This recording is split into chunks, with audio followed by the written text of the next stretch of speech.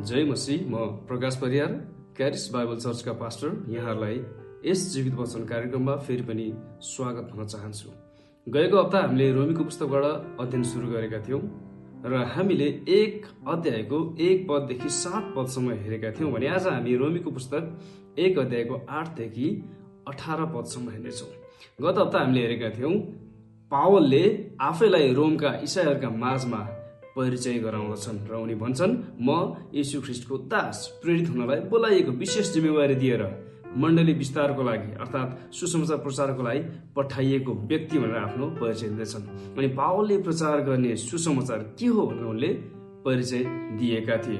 त्यो सुसमाचार नयाँ समाचार होइन, परमेश्वरले अघिबाटै आफ्ना अगमवक्ताहरूद्वारा पवित्र धर्मशास्त्रमा प्रतिज्ञा गर्नुभएकै सुसमाचार हो भनेर पावलले प्रश्न गरेका थिए। अनि सुसमाचार भनेको के हो त भने परमेश्वरको पुत्रको विषयमा असल खबर हो, जो शरीर अनुसार दाउदको वंशबाट यस संसारमा आउनुभयो, तर उहाँको अस्तित्व अनन्तदेखिको छ। उहाँ अनन्त सर्वोच्च परमेश्वरै हुनुहुन्छ भनेर पावलले भनेका थिए। र 4 पदमा भनेका थिए, येशू ख्रीष्ट हाम्रा प्रभु मरेकाहरूबाट पुनरुत्थान भएर उहाँ अनन्त र सर्वोच्च हुनुहुन्छ भनेर प्रमाणित गरिदिनु भएको थियो।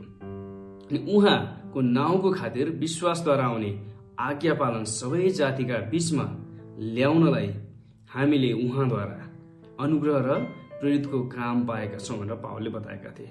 हामी येशू ख्रीष्टका हुनलाई बोलाइएका छौँ। हामी सबै परमेश्वरका प्रियहरू सन्त हुनलाई बोलाइएका छौँ र परमेश्वर हाम्रा पिता र प्रभु येशू ख्रीष्टबाट अनुग्रह र शान्ति पाएका छौँ भनेर पावलले बताएका थिए। भने आज हामी 8 देखि अगाडि बढौँ, 8 पदबाट सुरु गरौँ। पावलले यहाँ 8 देखि 15 पदमा विशेष गरिकन उनको रोम जाने उत्कट इच्छाको बारेमा व्यक्त गर्दछन्। 8 पदमा हेरौँ, सर्वप्रथम म मेरा परमेश्वरलाई येशू ख्रीष्टद्वारा तिमीहरू सबैका निम्ति धन्यवाद चढाउँछु, किनकि तिमीहरूका विश्वासको कुरा सारा संसारमा प्रचार भएको छ। रोममा भएका विश्वासीहरूका असल उदाहरणको प्रशंसा गर्दै पावलले यो पत्र सुरु गर्दछन्। रोमका विश्वासीहरू पावलको प्रार्थनाका सूचीमा थिए, किनभने प्रार्थना बिना हामी परमेश्वरका कुनै पनि काम गर्न सक्दैनौं र उहाँको लागि जिउन सक्दैनौं। रोमका इसाईहरूका विश्वासको कुरा सारा संसारमा प्रचार भएको छ भन्दै यहाँ पावलले येशू ख्रीष्ट जो हाम्रा मध्यस्थकर्ता हुनुहुन्छ उहाँद्वारा परमेश्वरलाई धन्यवाद जनाउँदछन्। एक इसाईको रूपमा रोमका विश्वासीहरूको साक्षी रोमी साम्राज्य भरि नै प्रचारिएको थियो, जसलाई पावलले यहाँ सारा संसारमा प्रचार भएको छ भनेर बयान गर्दछन्। तपाईँ र म एक इसाईको रूपमा ख्रीष्टमा भएको हाम्रो विश्वास कहाँसम्म प्रचारिएको छ? कतै हाम्रो विश्वास मण्डलीभित्र मात्रै पो सीमित छ कि? यदि तपाईँ र मैले येशूमा विश्वास गरेर मुक्ति पाए अनुसारको जीवन बिताएका छौँ, सुसमाचार योग्यको जीवन जिएका छौँ भने हाम्रो विश्वास पनि टाढा टाढासम्म सुनिनेछ। अरूलाई पनि प्रभुमा अघि बढ्न प्रोत्साहन मिल्नेछ र हाम्रा सन्ततिहरूले ख्रीष्टमा भएको हाम्रो साक्षीका कारण प्रेरणा पाउनेछन्, जसरी रोमका विश्वासीहरूका बारेमा पावलले यहाँ बताउँदैछन्। किनकि साँचो ज्योति अन्धकारमा चम्कन्छ। तपाईँ र ममा पनि ख्रीष्टको गवाईको ज्योति हाम्रो परिवार, समाज र टाढा टाढासम्म चम्काउनु आवश्यक छ। 9 पदलाई पढौँ हामी। म सम्पूर्ण हृदयले उहाँका पुत्रको सुसमाचार प्रचारमा उहाँको सेवा गर्दछु र परमेश्वर मेरा साक्षी हुनुहुन्छ कि कसरी म निरन्तर मेरा प्रार्थनामा तिमीहरूलाई याद गर्दछु।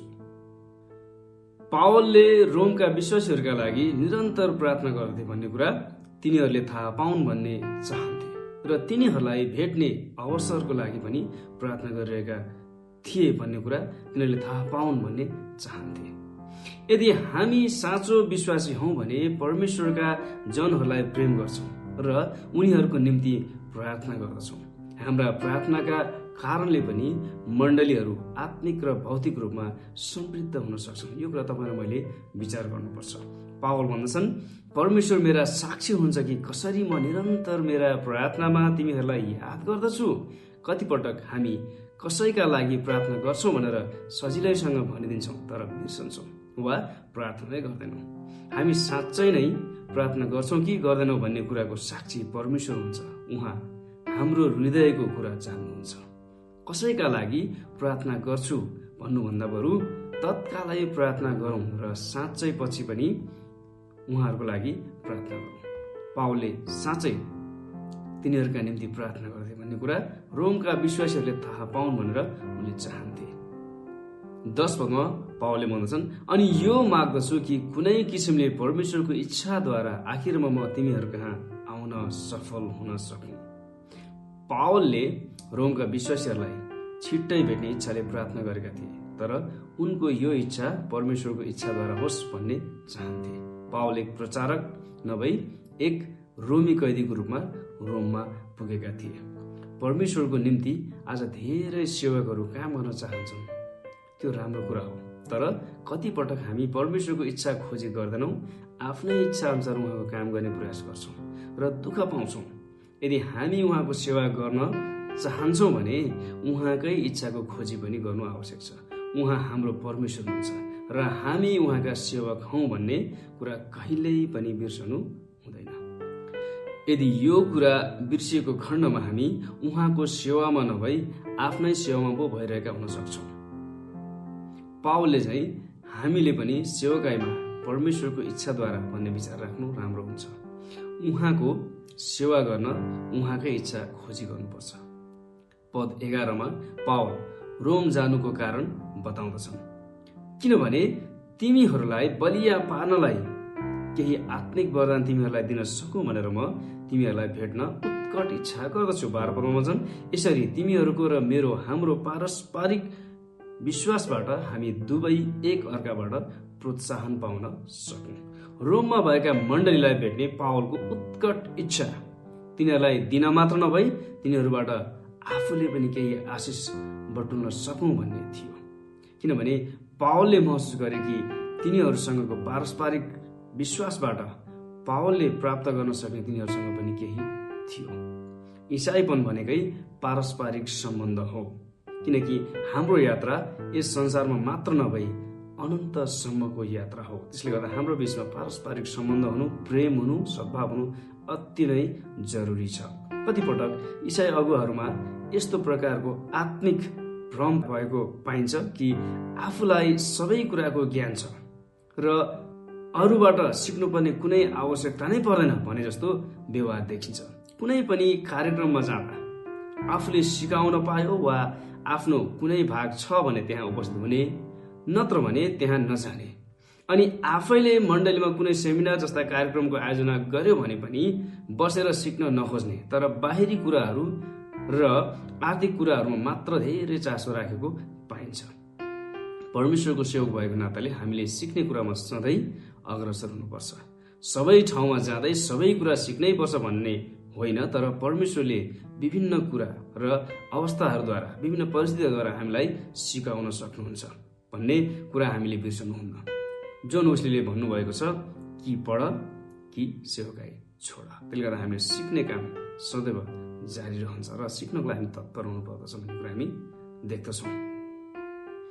13 पदमा पावलले भन्छन्, भाइ हो, तिमीहरूलाई थाहा होस् भन्ने म चाहन्छु कि म तिमीहरूका र बाँकी अन्य जातिहरूको बीचमा पनि केही फल बटुल्न सकौँ भनेर तिमीहरू कहाँ आउने धेरै पल्ट इच्छा गरे, तर म अहिलेसम्म रोकिएको छु। लामो समयदेखि पावलले रोम जाने इच्छा गरिरहेका थिए, तर विभिन्न परिस्थितिहरूका कारणले गर्दा रोकिएका थिए। परमेश्वरको सेवामा जानबाट कतिचोटि हामीलाई दुष्टले पनि रोक्न सक्छ भने कतिपटक मानिसहरूबाट पनि हामीलाई रोकाट आउन सक्छ र कहिलेकाहीँ हामीलाई पवित्र आत्माले पनि रोक्न सक्नुहुन्छ भन्ने कुरा प्रेरितको पुस्तक 16 अध्यायको 6 पददेखि 10 पदमा हेर्दा पावलको जीवनबाट हामी देख्न सक्छौँ, किनकि पावल पवित्र आत्माको अधीनमा थिए। 14 पदमा हेरौँ, ग्रीक होस् वा अरू असभ्य जाति, बुद्धिमान होस् वा निर्बुद्धि, सबैको म ऋणी छु भनेर पावलले बताउँदछन्। सुसमाचार प्रचार गर्ने काममा पावल कहिल्यै नथाक्ने प्रचारक थिए। उनले सबैतिर सुसमाचार प्रचार गरि नै रहेका थिए, किनभने उनले विश्वास गर्थे कि उनी सारा संसारप्रति ऋणी छन्। ख्रिस्ट येशूमा बाँचेको कुनै पनि एक व्यक्तिसँग संसारको लागि सबैभन्दा गहन आवश्यकता अर्थात् सुसमाचारको लागि उत्कट इच्छा हुनुपर्दछ। ख्रिस्ट येशूमा बाँचेको मानिससँग पापको रोगको उपचार हुन्छ, नरकको अनन्त त्रासबाट उम्कने र परमेश्वरसँग अनन्त आनन्द सुनिश्चित गर्ने बाटो हुन्छ। जब एक इसाईले यो कुरा बुझ्दछ तब उसको मनमा सबै संस्कृति र समाजका मानिसहरूलाई सुसमाचार सुनाउनु पर्ने एक गम्भीर जिम्मेवारीको बोध गराउँदछ। सुसमाचार सबै वर्ग, भाषा, जातिका मानिसहरूका लागि नितान्त आवश्यक छ। बुद्धिमान होस् वा निर्बुद्धि, धनी होस् वा गरिब, किनभने मुक्ति सबै मानिस जातिको लागि प्रमुख आवश्यकता हो। सबै मानिस स्वर्ग गएको र अनन्तसम्म आफ्नो सृष्टिकर्तासँगै बाँचेका परमेश्वर चाहनुहुन्छ, कारण सबै मानिस परमेश्वरकै सृष्टि हुन्। चाहे कुनै मानिसले यो कुरा बुझोस् वा नबुझोस्, तपाईँ र म पनि अनुग्रहद्वारा बचाइएका पापीहरू हौँ र अहिले परमेश्वरको वरदानको कारण हामी सन्त अर्थात् पवित्र जाति कहलाइएका छौँ। हाम्रो जीवन परमेश्वरमा ऋणी छ। हामीमा भएका सबै परमेश्वरकै हुन्, किनकि उहाँले हामीलाई येशूको रगतद्वारा किनेर आफ्नो बनाउनु भएको छ। पहिलो कोरिन्थी 6:19 र 20 पदमा तपाईँ र मलाई भन्दछ, तिमीहरू स्वयं आफ्नै होइनौ, तिमीहरू मोल तिरेर किनिएका हौ, यसकारण परमेश्वरको महिमा गर।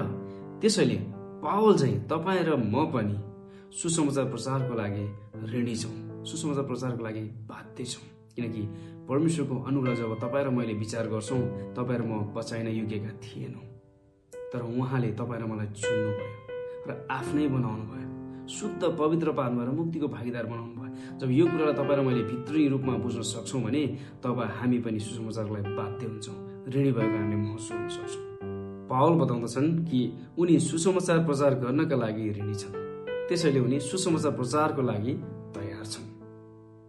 15 पदमा हामी हेरौँ, यसैले सकेसम्म तिमी रोममा हुनेहरूलाई पनि सुसमाचार प्रचार गर्न म उत्सुक छु। जब पावलले दमस्कसको बाटोमा प्रभु येशूको दर्शन पाए र बचाइएका थिए, तब सम्भवतः उनको मुखबाट निक्लिएको पहिलो शब्द प्रभु तपाईँ मबाट के चाहनुहुन्छ भन्ने थियो होला। पावल येशूको सुसमाचार प्रचार गर्न र सेवा गर्न तयार थिए, येशूको कामको निम्ति दुःख भोग्न पनि तयार थिए, परमेश्वरको कामको खातिर आफूलाई प्रिय नलागेको काम गर्न पनि उनी तयार थिए। पावल परमेश्वरको कामको निम्ति, सुसमाचारको निम्ति मर्न समेत तयार थिए भनेर दोस्रो तिमोथीको पुस्तक 4:6 बताउँछ, किनभने म त बलिको रूपमा अर्पण हुन लागेको छु र मेरा विदायको बेला आएको छ भन्ने बताउँदछन्। जब पावल रोममा आइपुगे, उनी दुर्घटनामा परेको जहाजको एक कैदीको रूपमा आइपुगेका थिए। आफू एक कैदीको रूपमा रोम पुग्नेछु भनेर पावलले सायद कहिल्यै पनि सोचेका थिएनन् होला। 10 पदमा पावलले पहिले नै भनिसकेका छन् कि कुनै किसिमले परमेश्वरको इच्छाद्वारा म रोम आउनेछु। परमेश्वरको काम गर्ने व्यक्ति पावल एक साङ्लामा बाँधिएको राजदूतका रूपमा रोम लगिए। पावल रोमी सरकारको खर्चमा रोम पुगेका थिए र उनको सुरक्षाको निम्ति सिपाहीको ठुलो दल खटाइएको थियो। पावल रोमको सहर प्रवेश गर्दा साङ्लामा बाँधिएको ख्रिस्टको राजदूत चाहिँ प्रवेश गरे।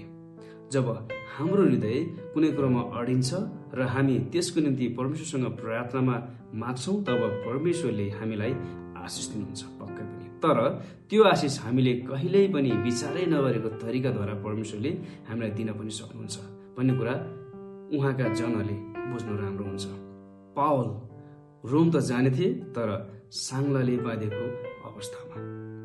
हामी 16 र 17 पदलाई हेरौँ। पावलले उनको यस पत्रको मुख्य विषयवस्तुलाई यहाँ परिचय गराउँदछन्, सुसमाचारको परिभाषा बताउँदछन् कि येशू ख्रिस्टको सुसमाचारमा परमेश्वरको धार्मिकता प्रकट गरिएको छ भनेर।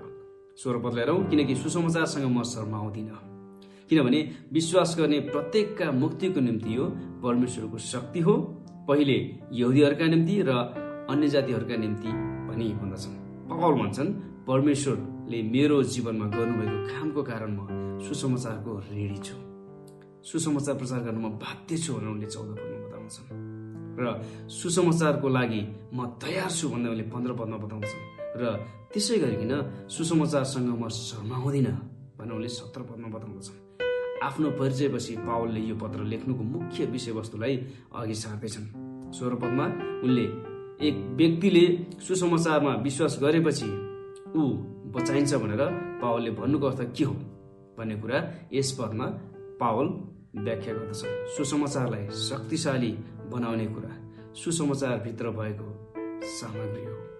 नयाँ नियमले मुक्तिलाई विगत, वर्तमान र भविष्य 3 कालमा बताउँदछ। विगत भन्नाले विश्वासी पापको दण्डबाट बचाइएको छ विश्वासद्वारा। वर्तमान भन्नाले विश्वासी पापको शक्तिबाट बचाइएको छ। अहिले तपाईँ र म यदि प्रभुमा विश्वास गरेका छौँ भने पापको शक्तिबाट हामी बचाइएका छौँ। विगतमा पापको दण्डबाट प्रभु येशूले हामीलाई मोलतिर छुटाइसक्नु भयो र अहिले वर्तमानमा पनि उहाँले हामीलाई पापको शक्तिबाट बचाउनु भएको छ। तपाईँ र मैले चाहन्छौँ र पाप गर्न छनौट गर्छौँ भने मात्र पाप गर्छौँ, तर पाप गर्न हामी बाध्य छैनौँ। पापको शक्तिबाट हामी बचाइएका छौँ भने भविष्यमा स्वर्गमा विश्वासी पापको उपस्थितिबाट समेत बचाइनेछ। सदा सर्वदा सिद्धताको क्षेत्रमा हुनेछ र पापको उपस्थितिबाट नै ऊ अलग गरिनेछ। पावल भन्छन् किनकि सुसमाचारसँग म शर्माउँदिन। यसको मतलब सुसमाचारमा म गर्व गर्दछु भन्दछन्। यसमा गर्व गर्ने केही कारण छ, किनभने विश्वास गर्ने प्रत्येकको मुक्तिको निम्ति यो परमेश्वरको शक्ति हो। यसले पावलको हृदयलाई प्रस्तुत गर्दछ। रोम जस्तो विकसित र विलासिताले भरिएको सहरमा क्रुसमा टाँगिएको एक यहुदी मुक्तिदातामा केन्द्रित सुसमाचारदेखि र तल्लो स्तरका मानिसहरूदेखि केही मानिसहरू शर्माएका हुन सक्छन्, तर पावल सुसमाचारसँग म शर्माउँदिन भन्छन्। दोस्रो तिमोथीको पुस्तक 1 अध्यायको 8 देखि 14 पदमा पावल तिमोथीलाई सुसमाचारसँग नशर्माऊ भन्दै सुसमाचारसँग नशर्माउनको लागि कारण पनि बताउँदछन् तिमोथीलाई। पावलको स्तरको बारेमा हामी एकछिन सोचौँ। उनी एक यहुदी थिए, यहुदीहरूका पनि यहुदी थिए, फरिसीहरूका पनि फरिसी, बेन्यामिन कुलका थिए, 8औं दिनमा खतना गरिएका थिए। उनका सबै वंशावली थियो र अब उनी गैर यहुदी संसारमा अर्थात् अन्य जाति संसारमा सुसमाचारको सन्देश प्रचार गर्दैछन् र भन्छन् तिमीहरू मात्र विश्वासद्वारा बचाइन्छौ, तिमीहरूले खतना गर्नु पर्दैन, के खाने के नखाने भन्ने जस्ता व्यवस्था पालन गर्नु पर्दैन। उनी भन्छन् सुसमाचारसँग म शर्माउँदिन किनकि यो मुक्तिको लागि परमेश्वरको शक्ति हो। उनी निरन्तर रूपमा यहुदी मत मान्नेहरूद्वारा आलोचना गरिएका र सताइएका थिए र तिनीहरूले भन्थे पावल मूसाको विरुद्धमा उठेका छन्। त्यो आरोप वास्तवमा सत्य थिएन। उनी अन्धकारबाट ज्योतिमा आएका थिए र उनले येशू ख्रीष्टको सुसमाचारको ज्योति देखेका थिए। 20 देखि 25 वर्ष अघि नै येशू ख्रीष्टको दास बनेका थिए। इसाई मतको वा कुनै पनि डिनोमिनेसनको उनी दास थिएनन्, तर येशूको दास बनेका थिए। उनले येशूलाई आमुने सामुनेबाट भेटेका थिए, उहाँको स्वर सुनेका थिए, उनको विचार बदलेको थिएन। येशूसँग तपाईँ र मैले भित्र हृदयबाट नै प्रभु येशूलाई मुक्तिदाता र प्रभु भनेर स्वीकार गरेको दिन, त्यस दिन येशूको लागि जिउनेछु भनेर गरेका निर्णय विभिन्न परिस्थितिहरूका कारण कतै बदलिएको पो छ कि विचार गरौँ। पावल धर्मकर्मबाट परमेश्वरसँगको सम्बन्धमा प्रवेश गरेका थिए। उनले सिकिसकेका थिए कि परमेश्वरले रिलिजन होइन तर रिलेसनसिप चाहनुहुन्छ। परमेश्वर तपाईँ र मेरो धर्मकर्म होइन तर उहाँसँगको सम्बन्ध चाहनुहुन्छ। तर दुःख लाग्दो कुरा धेरै मण्डलीमा धर्मकर्म र नीति नियमका कुराहरूलाई जोड दिइन्छ। परमेश्वरको वचन र उहाँको सम्बन्धका कुरामा त्यति वास्ता गरेको पाइँदैन। पावलले परमेश्वरसँगको सम्बन्धको महत्त्वलाई बुझेका थिए। त्यसैले पावल भन्छन् सुसमाचारसँग म शर्माउँदिन, कारण किनभने विश्वास गर्ने प्रत्येकका मुक्तिको निम्ति यो परमेश्वरको शक्ति हो। क्रुसमा चढ्नु भएको मुक्तिदाता येशूमा केन्द्रित भएको सुसमाचार प्रचार गर्नको लागि पावल किन शर्माउँदैनन् भन्ने कारण यहाँ बताउँदछन्। पावल जान्दथे कि येशू ख्रीष्टको विषयको सुसमाचारमा मानिसलाई परिवर्तन गर्ने शक्ति छ। एक पापीलाई नरकको बाटोदेखि स्वर्गतर्फ सार्ने शक्ति सुसमाचारमा छ। त्यो कुरा पावलले बुझेका थिए। त्यसले गर्दा उनी भन्छन् म सुसमाचारसँग शर्माउँदिन भनेर उनले बताउँदछन्। विश्वास गर्ने प्रत्येकमा सुसमाचारको शक्ति आउँछ। विश्वास गर्ने प्रत्येकलाई परमेश्वरले मुक्ति दिनुहुन्छ। इन्टरनेट संसारका सबैका लागि हो, तर इन्टरनेट प्रयोग गर्नका लागि जोइन गर्नुपर्छ। मुक्ति पनि सबैका लागि हो, तर तपाईँले येशूमा विश्वासद्वारा ग्रहण गर्नुपर्छ। येशूको बलिदान सबै मानिस जातिका निम्ति हो, तर उहाँले गर्नुभएको काममाथि विश्वास गर्नेले मात्र मुक्तिको लाभ उठाउन सक्छ। र मुक्तिको लागि एउटै मात्र आवश्यकता भनेको सुसमाचारमा विश्वास गर्नु हो। उहाँको जन्म, मृत्यु र पुनरुत्थानमा विश्वास गर्नु हो। सुसमाचार भनेको हामीलाई बचाउनका लागि अति आवश्यक पर्ने सबै कुरा येशूले गरिसक्नु भएको छ भन्ने सन्देश हो। मुक्तिले एक मानिसलाई पापको कारणले गर्दा अनुभव गर्न नसकेको कुरामा पुनर्स्थापना गर्दछ। येशू ख्रीष्टमा विश्वास गर्ने जतिलाई परमेश्वरले उहाँको शक्तिद्वारा कसरी बचाउनुहुन्छ भनेर यस पदले बताउँदछ। परमेश्वरको यो शक्ति यहुदी र ग्रीक संसारका सबै मानिस जातिका निम्ति हो। मत्तीको पुस्तक 10 अध्यायको 33 पदमा प्रभु यीशुले भन्नुहुन्छ, तर जसले मलाई मानिसहरूका सामुन्ने इन्कार गर्छ म पनि उसलाई स्वर्गमा हुने मेरा पिताको सामुन्ने इन्कार गर्नेछु। पावल भन्छन् सुसमाचार पहिले यहुदीहरूका निम्ति र अन्य जातिहरूका निम्ति पनि। परमेश्वरले सारा संसारमा सुसमाचार लिएर जानका लागि यहुदी जाति छान्नु भएको थियो। सारा संसारका मानिसहरूलाई मुक्ति प्रदान गर्ने परमेश्वरको योजनामा यहुदी जातिको विशेष स्थान छ भनेर हामी रोमीको पुस्तक 9, 10 र 11 अध्यायमा पाउन सक्छौँ। परमेश्वरले संसारमा आशिष ल्याउनका निम्ति इजरायललाई उहाँको प्राथमिक साधनको रूपमा प्रयोग गर्ने उद्देश्य राख्नु भएकोले गर्दा उहाँले यहुदीहरूलाई नै उहाँको पुत्र येशू ख्रीष्टलाई ग्रहण गर्ने पहिलो अवसर प्रदान गर्नुभयो। येशू यहुदी जातिबाट यस संसारमा आउनुभयो। येशू र उहाँका चेलाहरूको सुरुको सेवकाईको ढाँचा पनि यही थियो। पहिले आफ्नै जातिका बीचमा र त्यसपछि अन्य जातिहरूका बीचमा। येशूको पृथ्वीको सेवकाईको समयमा उहाँका चेलाहरू यहुदी नै थिए र उहाँ स्वर्ग उक्लिए लगत्तै पनि उहाँको सुसमाचार लिएर अगाडि बढाउने यहुदीहरू नै थिए। पावलले पनि उनको सेवकाईमा यही ढाँचा प्रयोग गरे, तर येशूको महान आज्ञा अनुसार यहुदी, गैर यहुदी र संसारका अन्य मानिसहरू बीच कुनै भिन्नता राख्दैन। सुसमाचार आज तपाईँ र मेरो परिवारबाट सुरु भएर हाम्रो समाज, देश र जगतको अन्तसम्म पुग्नुपर्छ। यो जिम्मेवारी आज परमेश्वर तपाईँ र मलाई पनि दिनुभएको छ। किनकि पावलले भन्छ 17 पदमा, किनकि सुसमाचारमा परमेश्वरबाट आउने धार्मिकता प्रकट भएको छ, त्यो धार्मिकता जो चाहिँ सम्पूर्ण रूपले विश्वासद्वारा नै आउँछ। जस्तो लेखिएको छ, धर्मी चाहिँ विश्वासद्वारा नै जिउनेछ।